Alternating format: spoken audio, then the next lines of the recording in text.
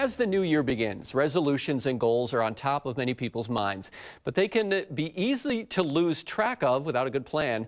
Nutrition experts say having a healthy mindset is critical to making a healthy change. WMTV's Ashley Wheel met with dietitians to talk about the best ways to approach a new year, new me mindset. That's right. Habits can range from wanting to lose weight to adding in more protein or vegetables to even just trying to have a more consistent meal schedule. But experts say thinking about how you feel rather than counting calories and weight can often have better outcomes.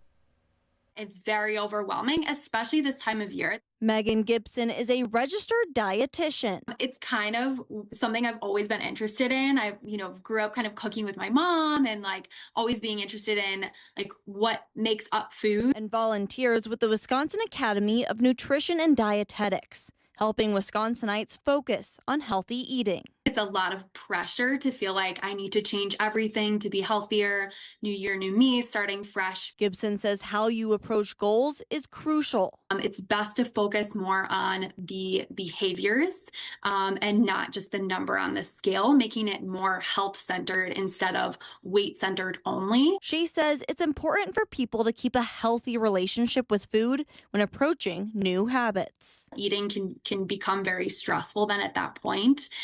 So, building in some flexibility and thinking about protecting your relationship with health and with food. And you have big goals that is not achievable.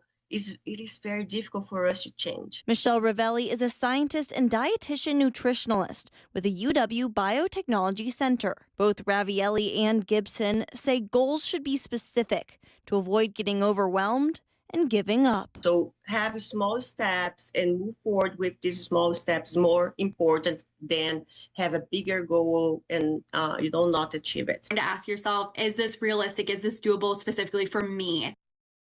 Gibson also says goals are individual and to remember that everyone is different and has things they can work on to make a realistic change. Live in studio, Ashley Wheel, WMTV 15 News. Ashley, thank you. A good approach for starting healthy goals is to use SMART goals that are specific, measurable, achievable, relevant, and time-bound.